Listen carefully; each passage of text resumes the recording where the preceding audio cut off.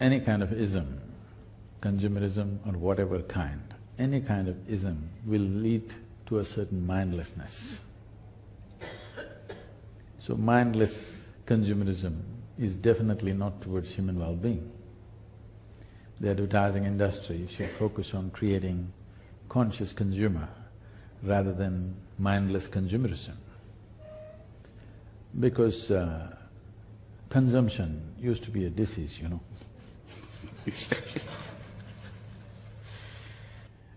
So even now it's a kind of an ailment. That is, we will not do… in our lives we will not do what's needed, we will do what is expected from somebody. This means your life completely derails. People who expect whatever they expect out of you, they themselves do not know a damn thing about their lives. To fulfill their expectations, if you live, obviously you will completely go off the track. So I feel the industry should focus on creating a more conscious consumer and a more conscious every kind. Ism means a certain mindlessness, simply doing something. Once this sets into a society, a mindless society will go in cycles, not really getting anywhere. Nothing profound will live in that society. Everything becomes profane. Right now, we are rapidly trying to go there. This is a nation, this is a culture where every aspect of life, simple or otherwise, everything had a deeper rooting, everything had always a deeper meaning. Simple things, how to sit, how to stand, how to eat, everything always had a deeper connotation. Because of this, no matter what kind of rigors outside situation offered us in the form of invasions, in the form of exterminations of certain kind, famines, whatever came, the spirit of India lived on undisturbed because of a very deep rooting. If you take away this deeper rooting in a human being and make him very, somebody who lives out of a mall, these people will get shattered very easily. You must understand this. Till recently, till last 20 years I would say, the number of people who are psychologically deranged in this country is extremely low. I know there are a whole lot of argument and debates, oh that is because it's not recorded, that is because it is not documented. That is also a fact, undeniably it is there. But still, for 1 billion people, how many people are psychologically deranged is extremely small, simply because of this more deeper rooting into every simple thing has a deeper meaning and a deeper possibility. Today, because he brought up the issue of women and children and whatever, the statistics say that 42% of women in United States of America over 45 years of age are all on antidepressants. If you take away a few medical formulations from the market, half the population will go crazy, that's what it means. That's not a healthy society. In many ways, that is a product of mindless consumerism. That is. After having seen that happening to one society, if we do not learn from that, we for sure mindless. Whatever kind of ism you follow, ism means mindlessness. It's very important that human societies function out of their intelligence, not just out of external tendencies that are going on right now. They will come and go. There will be a certain segment of society which does that, but pushing the larger segment of society into that kind of a mode clearly shows we are not interested in the well-being of human beings. We just want to sell something at any cost. And above all, if you go by consumerism, the only way you can sustain this is you're determined to keep one half of the population in abject poverty. Because if 7.2 billion people who live on this planet have to have a life in terms of consumerism, an average American citizen has, the Living Earth statistics says that we need 4.5 planets to sustain this. We only have half a planet left, one half is already taken. With half a planet, you're marketing for 4.5 planets. This is a dangerous process. The only way you can do this is one half of the population should be kept in abject poverty so that others can go in consumerism binge. I think a more sensible way of living is possible. This does not mean you do not enjoy your life, this does not mean you don't have things. Everybody can have what they need. Everybody can have what they can use, but just for the sake of satisfying somebody else's opinion who himself is mindless, if you go about digging up the planet, because whether you take a phone or a car or a spacecraft, you can only dig it out of this planet.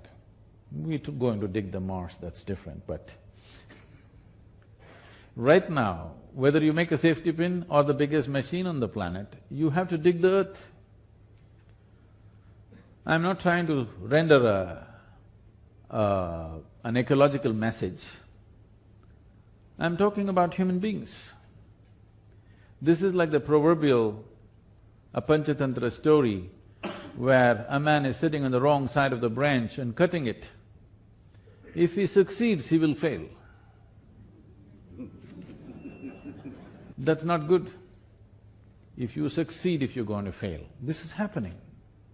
Successful people on the planet, not so much in India yet, it will come. In the Western world, the most successful people do not carry the most joyful faces, okay? They carry really tense and agitated faces. So now we are sending out a message to the younger generation, success is suffering. This is a very wrong message. If you do this, what happened in the 60s in America will happen everywhere. The message was so clear that success is not worthwhile, so the younger generation chose, they thought it's better to sit on the street side and smoke pot. Definitely, at least we're happy.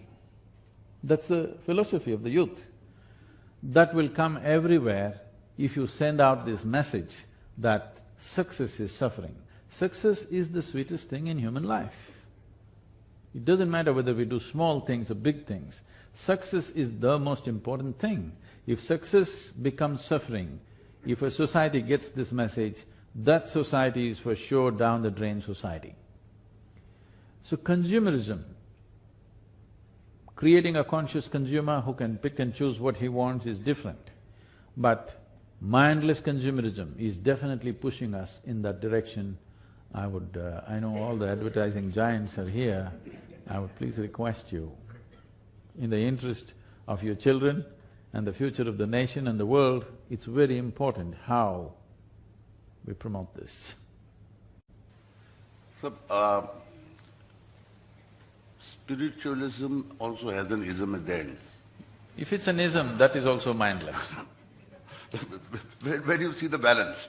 See, when the ball is set rolling, today, I'm sure that if I was to request some of the mothers out here that refrain from pushing your child into this, that, the other, I'm sure all of you will throw me out of the house because the ball has got rolling. There are other students in the class.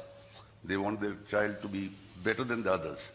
So the question really that is… they do only till they're 12 years of age. After that, they're doing their own thing. True, but I'm saying that if in a society which around the world is moving in that direction, what are the few suggestions that you would give to people to try and bring that sense of balance that you're talking about? India, still largely, the parents are still pushing their children towards a certain educational qualification because survival is still a strong force. Except in a thin veneer of society, which has gone beyond survival.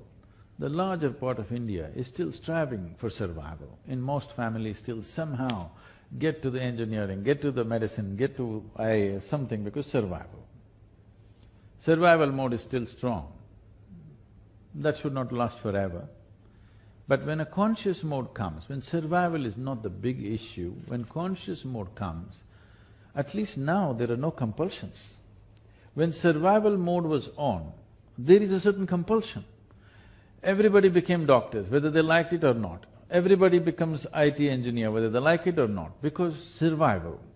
But once the survival mode is over, the blessing of being beyond survival concerns is that you can choose. You want to create another level of compulsiveness, this is madness. This is sheer madness. When survival is in question, everything is by compulsion. The dictates of survival will determine what you should do and what you should not do, or what you can do or what you cannot do. Very few will escape that. But once the dictates of survival are gone, you're off the survival mode, this is a time when you should consciously choose. This is not a time to imitate other people. This is not a time to take mass decisions. This is a time individual people can flower. Because the essence of human life is that individual human beings can grow to their full potential. If that doesn't happen, you have degraded the humanity. You have taken away the possibility of what those individual human beings could be. Our education systems are still in that mode. These education systems were created so that you could be a cog in the larger machinery of industry or business or whatever they have created. Reducing a human being into a cog who serves a certain machine is once again only significant as long as survival is in question. Once that's taken care of in a society, it should not exist, but unfortunately, we try to fix them into a different machine. When you have children, you must understand, first of all you must understand, children don't belong to you. They don't come from you, they only come through you. You must understand the privilege that another life passes through you and becomes real. You must be always grateful and see it as a privilege. This is not a time to exercise your right of property. It's not your property. An individual human being cannot be your property. It is not for you to fulfill all your unfulfilled dreams through your children. Yes. It is not for you to drive them in any particular way, harness them in any particular way, no. Does it mean to say you just leave them? So the question is, if I don't influence them, somebody else on the street will influence him, somebody else in the school will influence him, so better I influence him. In terms of… the best thing you could do with your children is… It's okay, we're going off the advertising track. I'm still there. Okay. We'll come back to that. When you… when you have children, one thing is, the moment a child arrives, a whole lot of parents think it's time to teach.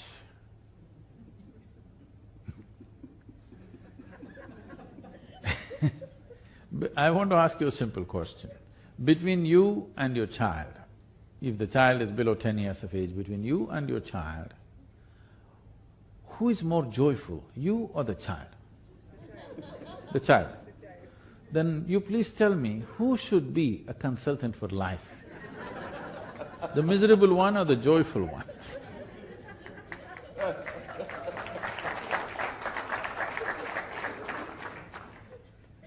So in the process of so-called growing up, people have become so rigid, they smile once in 5 days. Laughter happens when they get drunk only.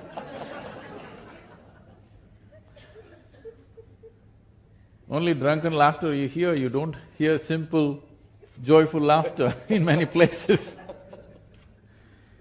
So they have become like this. When a child comes unknowingly, without knowing why, you laugh, you crawl under the sofa, You do this and that, you learn to throw a ball properly.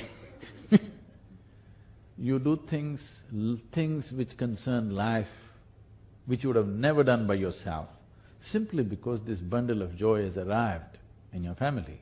And it's a privilege. It's not for you to shape it and twist it and make it like you or not make it like you. Your business is only to protect it from every influence. This is the best thing you can do.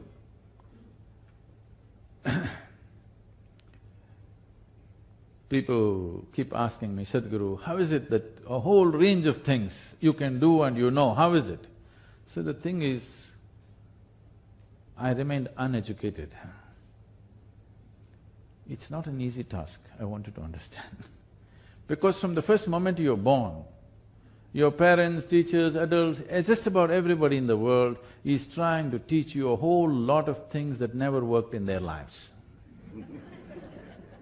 Yes.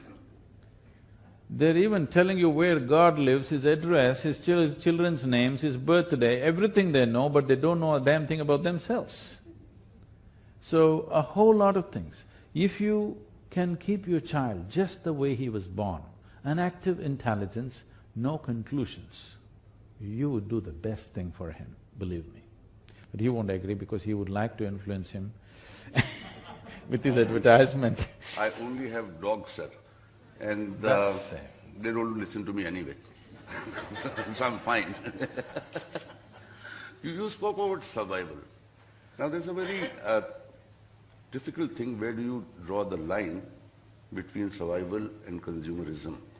Like for instance, in our country, there's a whole lot of emerging rural middle class. Where do they draw the line? They're looking at you, they're looking at your cards. So where do you draw the line? What is survival? I think it was survival when a man lived in a cave. Then he wanted some more air, so he made a window. Then slowly he made a garden. Then he made bedrooms and bathrooms. Where does it end? Now, do you call it consumerism, or do you call it betterment of lifestyle, or where does it stop? I don't know. See, right now our standards have become like this. Everybody wants to do what America does. If all the Americans put carbon dioxide in their water and drink it, everybody drinks it and says, oh, this is the real thing.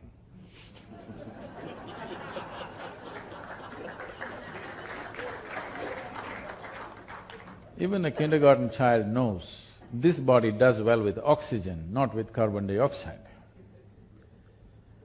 If all the Americans wear only blue trousers, everybody in the world, across the world in blue trousers. If all the Americans tear their pants in their knees, everybody tears their pants in their knees and walks around.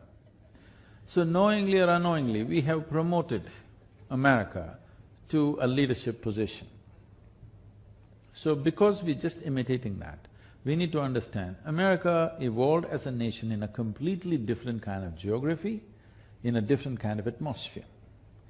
The people who went as the first, today they call it as the fathers, of founding fathers or whatever, these were not the elite of United Kingdom, these were not the most educated, people who were treated very badly, segregated in many ways, who could not have a good life here, risked their lives to go across the oceans. It's not like today, a few hundred years ago, going across Atlantic is as good as leaving the world. People took that risk because the life here was so bad and so without possibility. So when these people went, the first thing is they saw a lush, limitless land. For somebody who lived on a small island, America, North America is a limitless amount of land. So they went and the only way was to splurge everything, from water to land, agriculture, everything that they built supersize because they were just working out their poverty states that they had there. This happens in every society, but unfortunately that culture grew in the same way and the whole world is taking to it. Is it right or wrong? I am not questioning the morality of it, I am only questioning the practicality of it. I am not saying which is right, which is wrong. Everybody can live whichever way they want. So if all of us want to live whichever way we want, at least we must have this much. At the beginning of 20th century, we were only 1.6 billion people. Today, we are 7.2 billion people. The United Nations predicts that by 2050 we'll be 9.6 billion people. If we really want to splurge and do whatever we want, at least we must reduce our population. As a generation, if you do not produce children, at least that way, you can do your consumerism whatever you want. You want billions of people to grow and then consume, this is suicide. This is nothing else but suicide. So, instead of leaving it to the predictions and saying by 2050 we'll be close to 10 billion people, if we consciously aim by 2050 we'll be 3.5 billion people, not by killing anybody, just by postponing the reproduction process. If you do that, you don't have to express so much concern about what individual people are doing. And another thing is, if people are little… there is more space in the world, the need to imitate somebody will be much less. This is happening because we are all cramped up in one place. What somebody does immediately affects us and suddenly we look high or low. So we have to upgrade our stuff too immediately. If there was little more space, you will see the whole consumerism process will come down. There is all packed up in cities like this. In one apartment house, if there are 500 people living, if one kid carries this one, everybody wants to carry that one. Little more space would do that, but that space is only possible if you work on the population. Right now, this whole discussion, we are trying to work on human aspirations. We will never succeed. This is only I'm talking, but we will never succeed. You cannot control human aspirations, but you can control human populations, for sure. Now, I think a lot of us are confronted with this kind of question very often by more evolved people, that advertising actually promotes consumerism. What is your take on that? Because I personally believe if somebody is making something and somebody is willing to buy something, then we are doing a fairly good job. I don't believe advertising is the basis of consumerism. Probably a sensible advertising definitely creates a conscious consumer. Maybe, I don't know much about this, looking at the… I only look at the news channels. So looking at the advertising process in the news channels, I would say only about 15 to 20% is kind of mindlessly pushing people towards something. Others are more trying to create a choice that one can choose. 15% is not going to be so corrupting. At least something is 15% for us. It used to be commission earlier.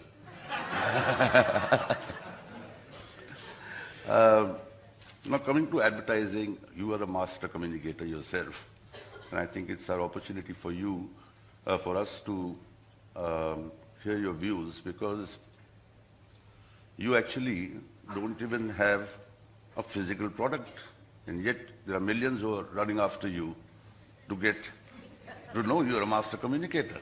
I at least can say, hello, would you like my specs? See, nice specs, better than that one's. So I've got something to sell.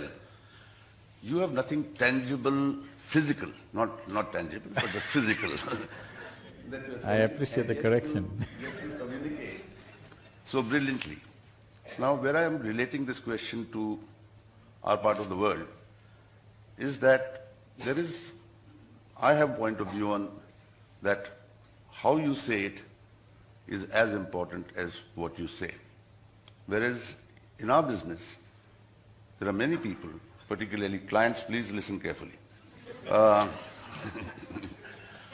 who are only interested in the what, and they say, okay, why don't you reduce this scenario? This is not selling the product. Whereas some of us believe out here that the how is more as important, if not more important than the what. Now, you have said so many things and said them so beautifully. You are a master storyteller. So can we hear your views on the what and the how? Can I tell you a story? Lovely.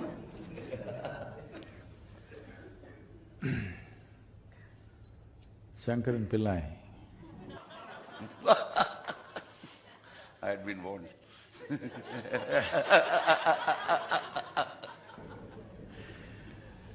Shankaran Pillai was a compulsive bridge player.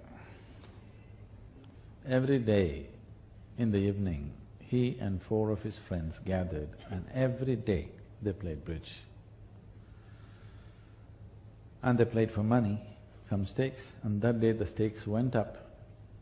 One of the friends, in a single hand, lost $1,000. And in 2 minutes he clutched his heart, had a heart attack, fell there, right there and died. So all the remaining 4 friends stood up. They played the game standing, out of respect for the departed friend.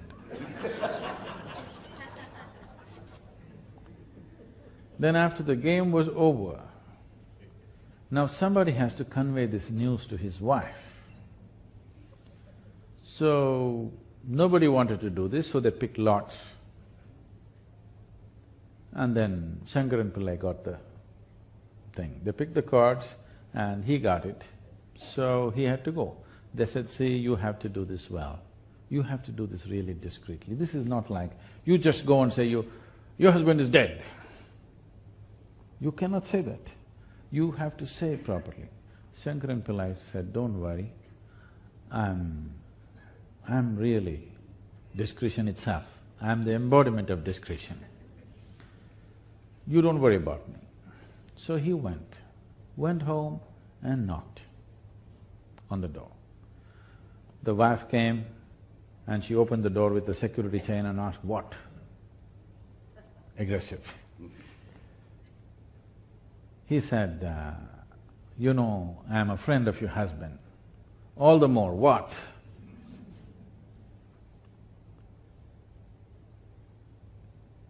So he said, your husband lost $1,000 in a single hand today. She screamed at him, ask him to drop dead. I will convey the message to him.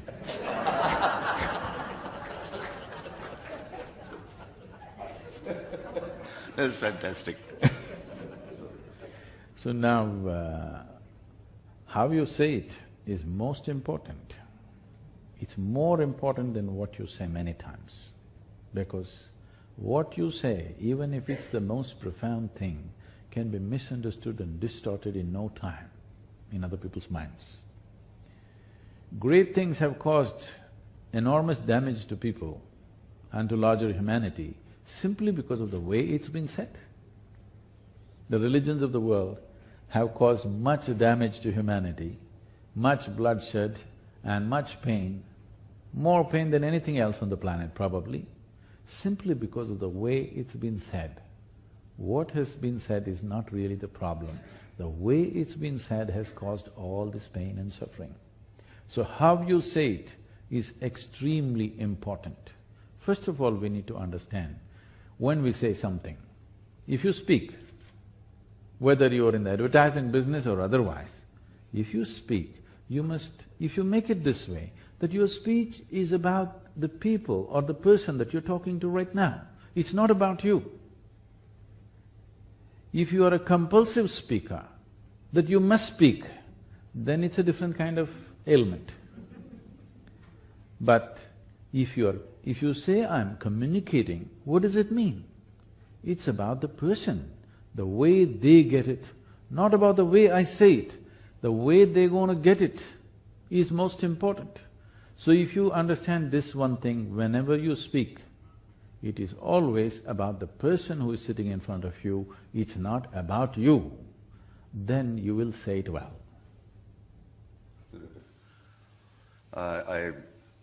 wanted to hear it from you, but they don't listen to me. That brings me to, on the how. In our business, how is actually the area of emotions, and the product is the area of practical. I've actually read something. If tears of love, joy and ecstasy have not washed your cheeks, you are yet to taste life. I want you to elaborate on that, the role of emotion, the how in communication. If you… right now, if you're walking out of the hall and if you see somebody standing there, tears coming, the normal conclusion in a society like this would be, maybe they're suffering something, some pain, some suffering. Tears and pain have gotten too linked up in most societies. Tears have nothing to do with pain.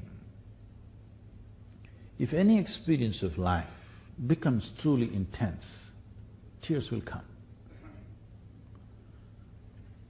But for most human beings, the deepest experience that they have is pain. So they have linked pain and tears together.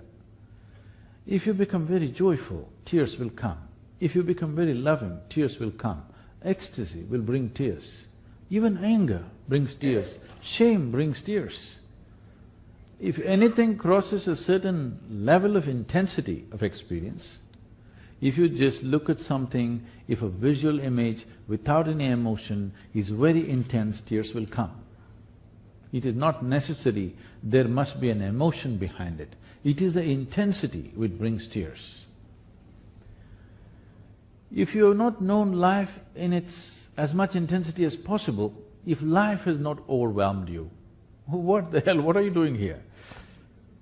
If life and the process of life does not overwhelm you, why are we alive, really?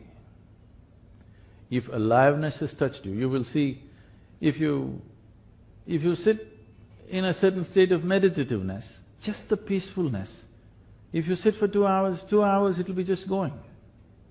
It is not because of any emotion, just the intensity of peacefulness. But for most people, their love, their joy, their peacefulness is never so intense, but their pain is intense. If you just prick yourself with a pin, it goes to the core. But the joy and other things never touch like that, because that is how people have structured themselves. This is what needs to change. Are you here to experience life, or are you here to avoid life? This is a question. There are two fundamental forces that are constantly working within a human being. One is the instinct of self-preservation, which is always telling you to put a strong boundary around yourself so that nobody can hurt you and harm you and whatever else. Another is constantly wanting to expand. Every human being wants to expand limitlessly. They may not admit it right now. They say, just one more thing, if it happens, everything will be fine. If that one thing happens, there'll always be one more thing and one more thing. They believe in going towards the infinite in installments. Approaching the infinite in installments is a hopeless method. It is never going to happen. You cannot count 1, 2, 3, 4, 5 and one day say it's infinite. Such a possibility does not arise. If you want to approach the infinite, you must give up the 1, 2, 3, 4, 5. But the security of 1, 2, 3, 4, 5 keeps people like this. This is a mode where you have gotten into a mode as to how to avoid life, because some experience of life, your own or somebody else's, has brought pain. So the best thing is to insulate yourself from life itself, because life is the source of pain. You will notice this if at any time, I've seen people, I've never had a first-hand experience of these things fortunately, because this has always been my problem. My parents, my father always worried. He would say, what will happen to this boy? He has no fear in his heart. I never thought fear was a virtue. Why is fear a virtue? Fear is the most debilitating emotion that a human being can go through, but that is considered a virtue. Even if you say divine, even if you say God, you become God-fearing, isn't it? Because somebody's out there to do something to you all the time. So we have thought fear will make life safe. No, the only thing that makes your life safe is your sense, not fear. Fear will avoid life. If you become fearful, the first thing that happens to you is you become breathless, because the boundary that you have established is so effective now, even to breathe, it becomes difficult. You're in a cubicle where you cannot breathe by yourself. The first sign of paranoia is always breathlessness, because if you have to live, you have to transact. What the tree exhales, you must inhale. What you exhale, the tree must inhale.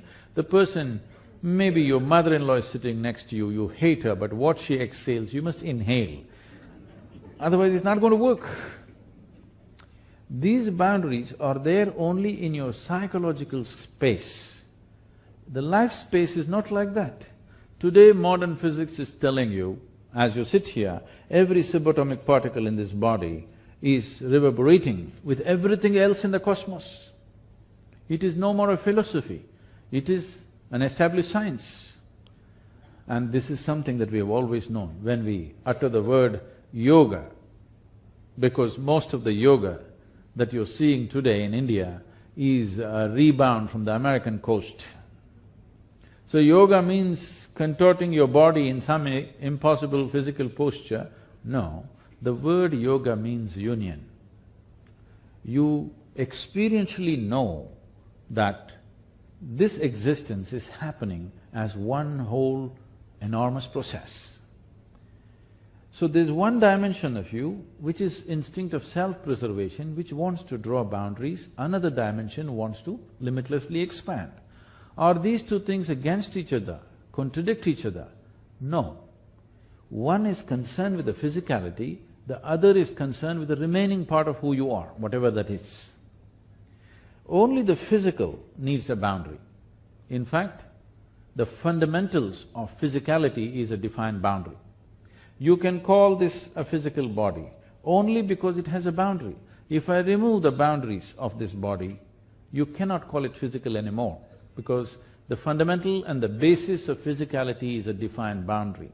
But there is something within you which is always longing to be little more than who you are right now. Yes or no? Whoever you may be, how much ever you might have achieved, you want to be little more than who you are right now. Your currencies may be different. One person may be looking for fame, another person may be looking for money, another person for wealth, love, knowledge, whatever. But everybody wants to be something more. If that something more happens, something more. I'm asking, how much more would settle you for good? If you understand that the only way you can settle this is, this does not want something more, it wants it all. If you want to have all, it can't be physical in nature. So if you realize this, and if your experience of life transcends the limitations of the physical, now suddenly all is yours, because it is the boundary which made you feel that you have to conquer that. Either you can conquer that or you can dissolve into it. Conquering the cosmos is a stupid idea, isn't it? Dissolving into the cosmos is a practical idea. So this is what yoga meant. If this happens in the inner experience of the human being, that you feel limitless within yourself, then you don't have to worry about what is the advertising message. Consumerism, no, everybody will do what they think is needed. Nothing more, nothing less. Every human being should do what is needed for his individual life. Nothing more, nothing less. If you do less, that means you'll be inefficient. If you do more, the excess is also leading to inefficiency. You will not realize the full potential of who you are. So the intensity of experience comes within you only when you address the longing to expand. If you address the self-preservation mode, it will shut off everything. The only tears you will know is of pain, suffering, fear, agitation, frustration. But if you empower the other dimension of nature within you, one dimension of nature is trying to put a wall around yourself, another wants to go limitless. Only when you touch that, only when your life is carried by that dimension of nature within you, you will see every leaf, every flower, an ant can bring tears to you. I must tell you this. It's okay?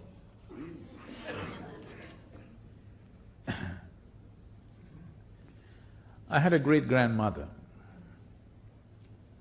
who people in those days said, she's a devil of a woman.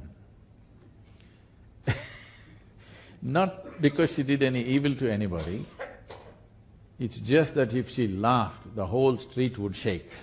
Like that she laughed. In those days, women were not supposed to laugh loudly like that. I don't know how people manage to live without women who cannot laugh. It should be tough.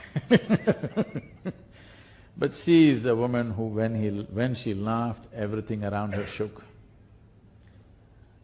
She lived up to 113, 113 years of age. When I met her, she was over 100. So at the age of 68, she moved out of the family structure. By then, she had buried her husband, she had buried many of her children, a few grandchildren, a few great-grandchildren also she had buried. She got married at the age of 14, and over 100 years of age, she had seen everybody through. So at the age of 68 or 70, she moved out of the family, she built a small place for herself, and she grew her own food and she lived by herself. When we went there to the ancestral home in the summer vacation, she always came. And I kind of hit it off with her in a certain way because she was special. I did not know what was special about her, I was just 4 or 5 years of age. But with her you could do anything you wanted, so I liked it. There were no rules with her. I would see her, somebody would bring breakfast for her, then she would go about giving this breakfast to the ants, to the sparrows, all the sparrows are dead now, to the sparrows and to the squirrels. Most of her breakfast would be gone like this, and people around her, self-appointed advisors would say, you give away all your food to these creatures and you will die like this. All these advisors died, but she lived on.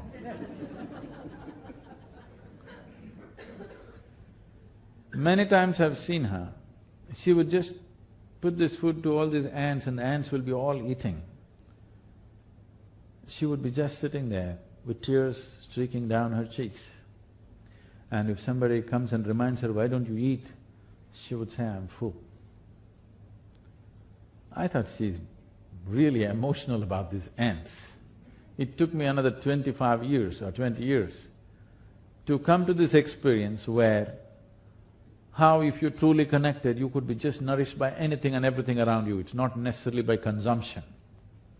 So consumerism is not the way you connect with the existence, consumerism is not the way you experience life in its full depth and dimension. It is by inclusion that you know this. So right now, the most, what to say, rudimentary form of inclusion is to shop. Okay? Shopping is the most… what is not yours, you make it yours. This seems to fulfill something for a moment, after some time, it's once again the same thing. It is not a question of morality at all.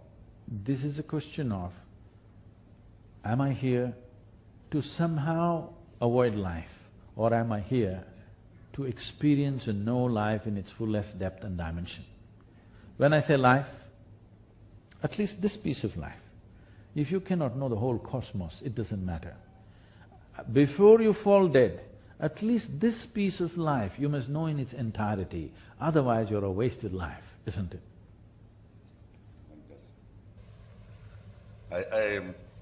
I think you might have questions on consumerism, but you can wait a little bit. I will not miss this opportunity on some other aspects of our business, which are not just about business, there are issues on life, which I want you too. That's one of the things that I keep hearing from very young people, 25, 30-year-old.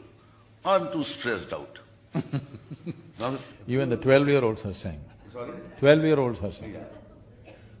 And here also I've got a quote of yours. You found it? Second one. Stress is not in the job.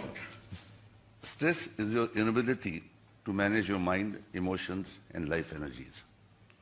Please tell me some nice way of communicating this to lots of young people in our business. I think lots of us would like to take that lesson and take it to the kids. See, what one person feels as a great stress, another person breezes through the same situation, isn't it so? Today in the country, you look at the chaprasi, he's stressed because there's no promotion in the job. Okay? He wants to move from Bandra to Malabar Hill, promotion, sweeping a different street. He's very stressed to sweep his patch of the street, not even the whole street. We can go like this, right at the top job, the Prime Minister. In between the chaprasi and the Prime Minister, just about everybody, including a school-going child, is experiencing stress. Or in other words, what they are saying is, the statement is, life is stress. When I first went to United States a few years ago, wherever I went, people were talking about stress management. I could not understand. Because in my perception, we will manage things which are precious to us. Our family, our business, our wealth, our money, whatever else, whatever is precious to us. Why would anybody want to manage stress? This is something I couldn't figure, it took me some time. It took me some time to understand that these people have made a conclusion that stress is a part of their life. Stress is not a part of your life. As the quote you read out said, if you knew how to keep your mind, for example, if your mind took instructions from you, if your mind just does whatever you want, would you keep it stressful or blissful? It's a question for all of you. If your mind took instructions from you, would you keep it stressful or blissful? That's your choice. You must make the choice. I'm going to bless you right now. It's very important you make the choice. The problem is most people have not made the choice. They have not made a clear choice. So if the mind was taking instructions, you would keep it blissful, well, you have the answer. Your mind is not taking instructions from you. Then who is it taking instructions from? Maybe your company is influencing them. Maybe somebody else, just about anybody can mess up your mind. It doesn't take instructions from you, it is in a compulsive state of reaction. It is not in a conscious state of action, it is in a compulsive state of reaction. Because your mind doesn't take instructions from you, it feels like such a great threat even to have a mind, that people are talking, you must become a no mind. Or slosh yourself with some chemical and be out for some time. All these things are simply because mind is not working for you, it's working against you. Any kind of suffering, stressfulness, anxiety, anger, it doesn't matter what you call it, these are all different states of unpleasantness in your mind. Any kind of unpleasantness in your mind means your own intelligence is working against you. There is an evolutionary reason for this.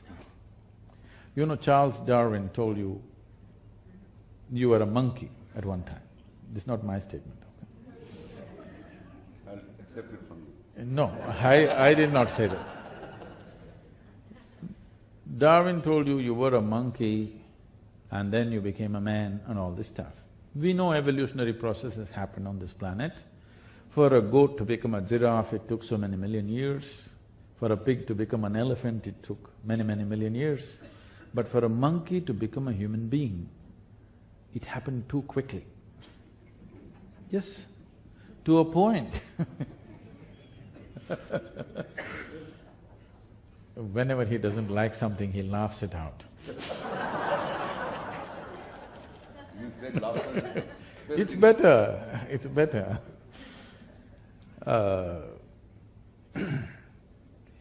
To a point where the anthropologists of the day are saying there is a missing link somewhere, because there are some jumps which are not logical, they have happened too rapidly.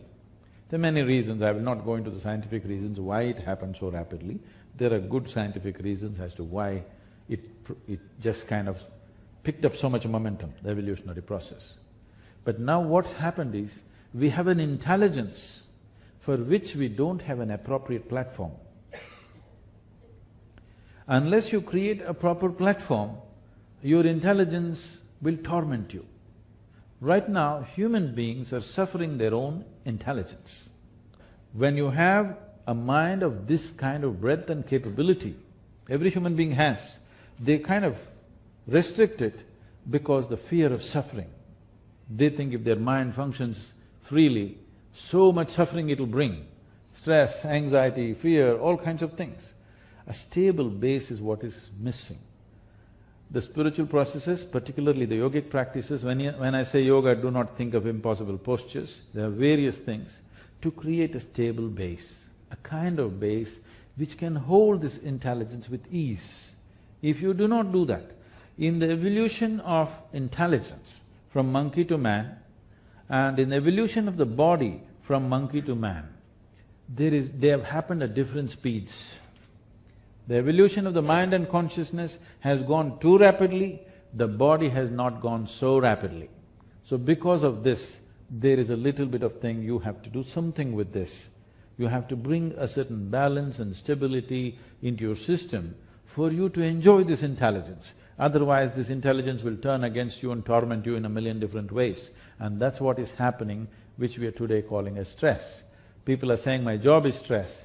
Okay, I'll have you fired. Will you walk happily on the beach? No, you will be depressed. If I give you a job, you'll be manic. If you lose a job, you'll be depressed. People are trying to bring stability into their life by making conclusions on everything. You have to become something. You have to become an optimist, you have to become a pessimist, you have to become a theist or an atheist, or you become a Hindu or a Muslim or whatever. You have to become something to become stable, because this is identity-based stability. The moment you identify yourself with something, whatever it may be, the moment you identify yourself with something, your mind will function only around that, whatever you're identified with. Once mind is functioning only around that, it becomes like a whirlpool of its own. If you watched in a river is moving rapidly towards the ocean, there will be a whirlpool here. This whirlpool goes nowhere, it is always in the same place. This is the nature of the whirlpool.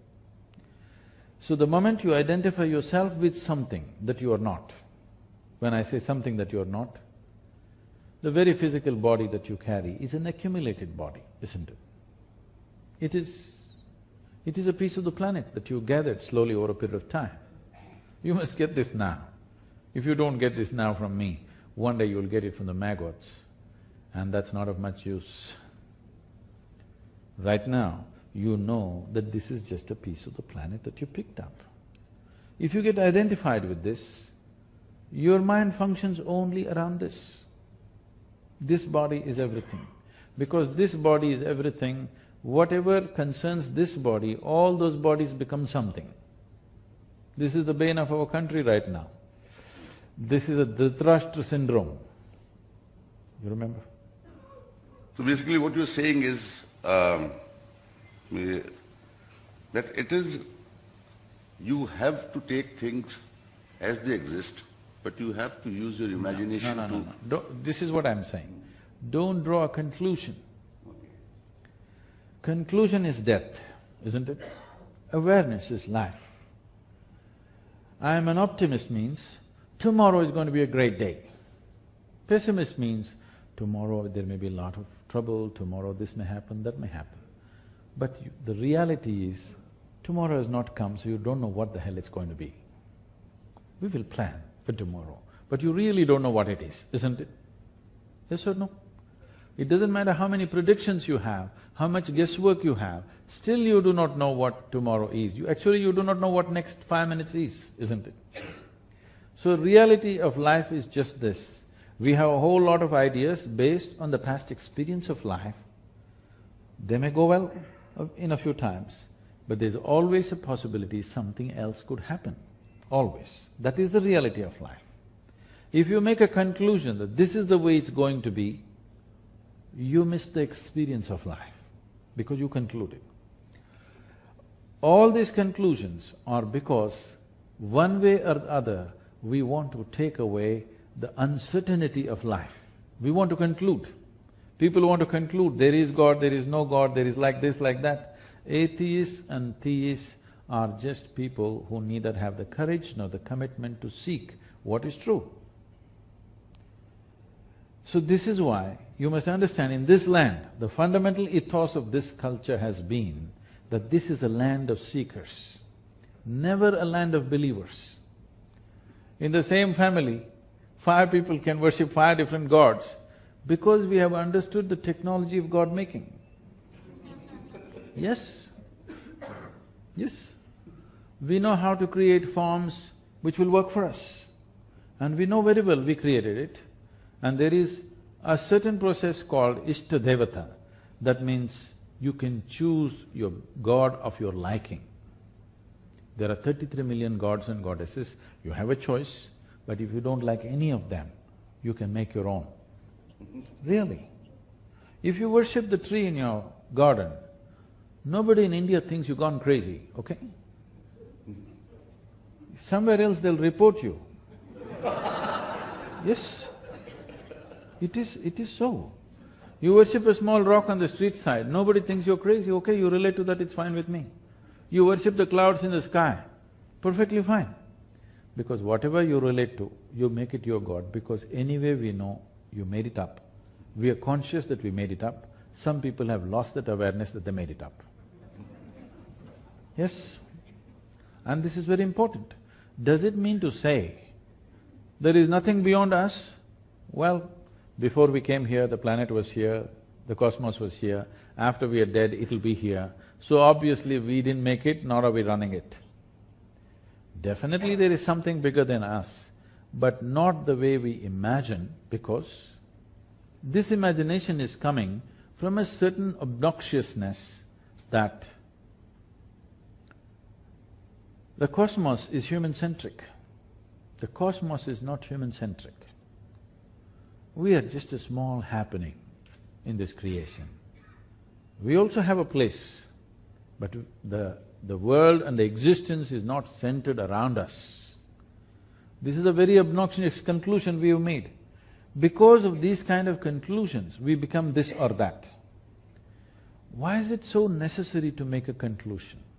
Because our well-being is not coming from our awareness, our well-being is coming from conclusions that we have made. It gives us a certain sense of certainty that I belong to this party or that party. I'm willing to look every moment and see which is the best thing to do right now. No, that seems too uncertain. But whatever you do, whatever arrangements you make, whatever conclusions you make, reality will get you the way it gets you, all right? Yes or no? It'll anyway get you, one way or the other. If you are in touch with reality, if you are in tune with reality, you can handle these things gracefully. Life and death, you can handle gracefully. Otherwise, if you're an optimist, you will go towards… till as long as a few things are working, you're okay, after that you will be frustrated. If you're a pessimist, we don't have to tell you. You've already given up on everything. Is it true that your body, when you were born, it was only this much and slowly you gathered it? Is it true? Why is it so difficult to say yes? Yes. So you gathered this body. What you call as your mind this is an accumulation of the food that you've eaten.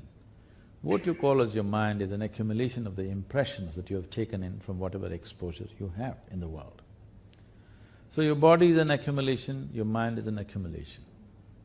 Whatever you accumulate, at the most you can claim it is mine.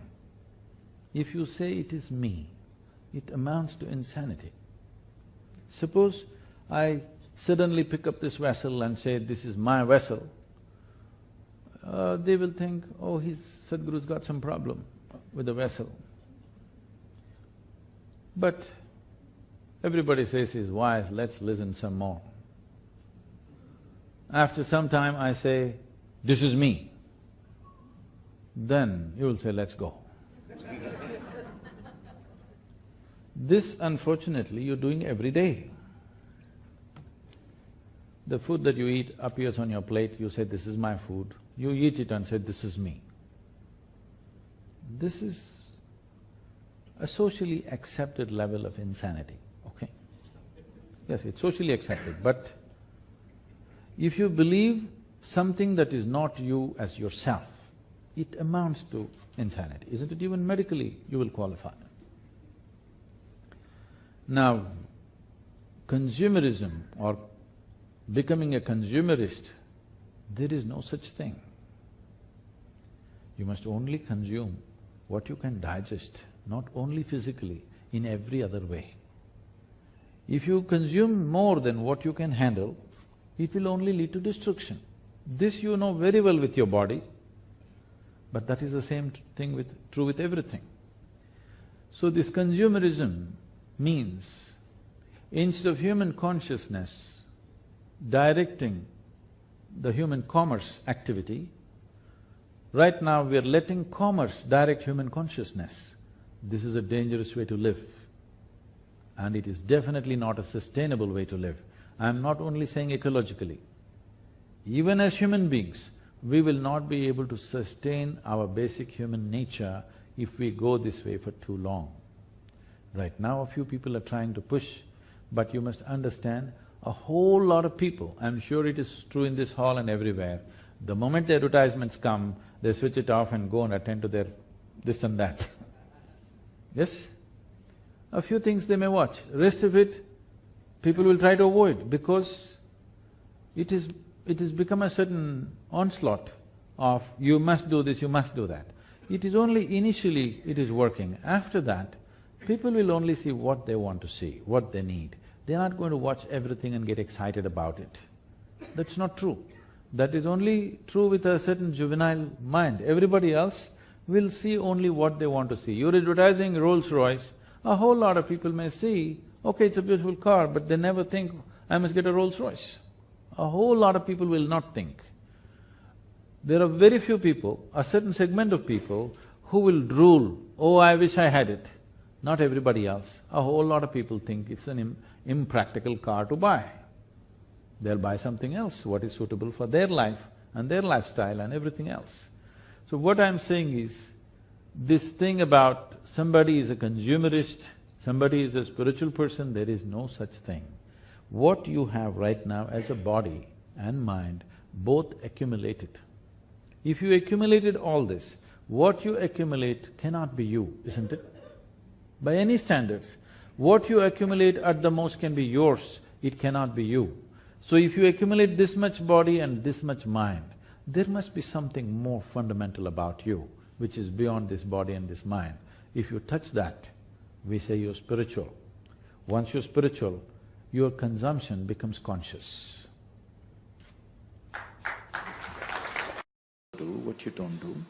I think you must look at yourself very carefully, because the children are picking up everything rapidly and they'll exaggerate everything that you're doing. So, one foremost thing is, at least make yourself in such a way that you would like to be. Somebody may not approve, it doesn't matter. At least you made yourself in such a way that you like the way you are.